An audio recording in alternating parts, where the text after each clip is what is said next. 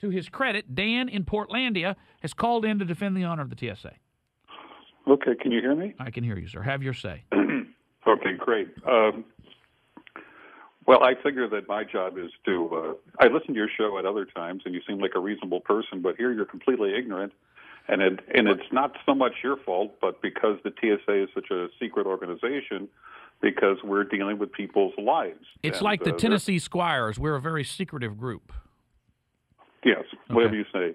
Now, I'll start out by mentioning what you said, that they're rude. No, I want you to know that the people get up at 4 in the morning to arrive at the airport at 4:30. And by the time they've seen you, they've probably handled several hundred cases. And it's hard to give you that pat on the fanny that you obviously require.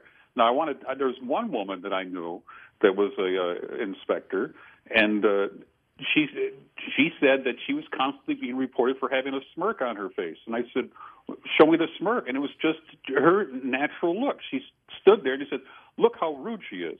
Now, I was constantly being reported for being rude to people, and all I'm trying to do is keep you alive. And they would think that they're I'm not mutually somehow... exclusive, sir. They're not mutually exclusive. You don't have to be rude to keep me alive. What? You just missed the first part of what I just said. Now, I don't know. You're sitting there with your screener.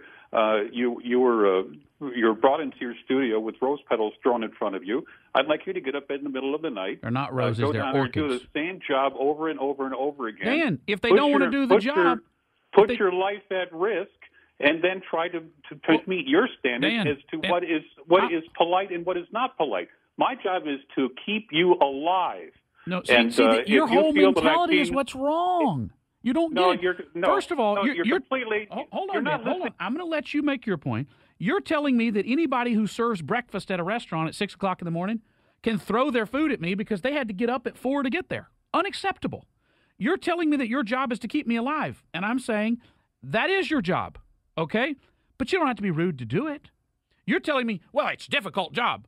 Okay, well, if you can't do it, don't. I mean, you're giving me all the reasons. You're justifying the rudeness. You're not even bothering to deny it. Now, your turn. Counselor, can I talk? Yes. I never said that. I said we're risking our lives. I have witnessed bags going through the tomography machine, and the machine, this multi-million-dollar machine, will tell you that there's a bomb inside. Now, as you're running out of the airport, we're running in. You take that baggage, you put it onto the shelf, and then you open it. I've seen TSA officers refuse and be fired on the spot. This is what we have to do. We're saving your life. We're there, the first line of defense, and then you're moaning and you're complaining and saying that after I've been working for about 5 hours, if you show up at 7 or 8 in the morning, I've already been at work for 5 hours, busting my ass. I'm hearing a strong control freak in you. What did you do before you were a TSA agent? I'm an attorney at law, and before that I spent 10 years on the radio at WHN and KISS AM and FM in Los Angeles. Yeah, I'm seeing a trend here. Well, let me say this. What's the trend, Counselor? What's the trend? The trend I'm trying to help you out of your ignorance. Is a control... No, actually, you're proving my point. How am I controlling you? How am I controlling you? I'm trying to fix your ignorance by informing you. No, here's the point, sir. Let me tell you another thing. Counselor. I had two attorneys. Did you hang up on me? No, I wouldn't hang up on you. You're radio. I had two attorneys at law working for TSA after our country was attacked. I had a doctor who worked at checkout, a medical doctor working at checkout. He said on 9/11, 2 of my friends were murdered, and I'm going to give a year to the TSA for each of my friends. He worked at that checkpoint for 2 years. Somebody you walked past and thought was rude. Somebody you walked past and thought... If he was rude, he was rude. I don't care why he was there. If he was rude, he was rude. I don't know if he was rude or not. Listen, you sit there all day long and attack people, and I had no idea you were such a snowflake. Who? Exactly what did we do to you, the little snowflake, that you thought that we were rude to you? Could I find out? What was it? Did we give you a bad look? What was it? No, I was dressed down. It's one of many times. I was dressed down. Wait. Counselor, let's go to specifics. See, here's the point. You can't. You are an absolute control freak. I'm so glad you called in. Your defense to the fact that you're rude started with, "Oh, but I'm the parent and you're the child. I'm keeping you safe. I'll set the time that you go to sleep." No, you don't understand, sir. You work for me. You're not providing some service absent my consent. We don't have a government. We don't have a police function lest I grant you that authority. If you understand, if you've read a basic treatise on government, if you understand the state of mankind and why we came together as societies, you are not the king, sir, and your God complex is exactly the thing about which I am complaining. You are Exhibit A in the problem with the TSA. Let's deconstruct your answer. I'm the parent, you're the child, I'm keeping you safe, you just take what I do. That's number one.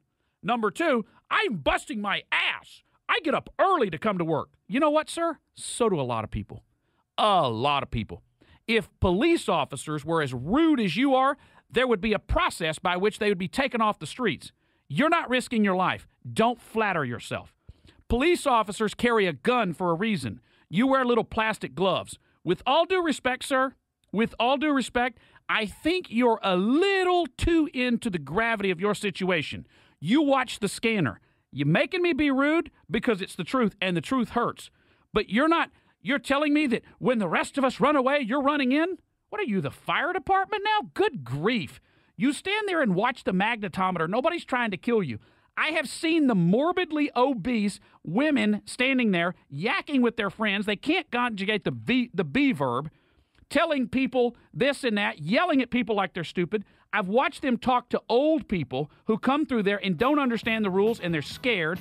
They have just a few seconds to get their shoes and their belts and all that off. They don't know what goes through the thing and what doesn't. And because you're bothered that you have to come to work every day, you're going to yell at them like they're idiots. You're the idiot. They pay the taxes. They pay your salary. You're not doing anybody any favors. You're doing a damn job. And if you can't do that job with a smile on your face, then frankly, you shouldn't be there. But if you want to talk about it some more, you hang tight right there. I'll be glad to chat. Proud to be a Barry Brigader. Admirable display of poise and leadership. The Michael Barry Show.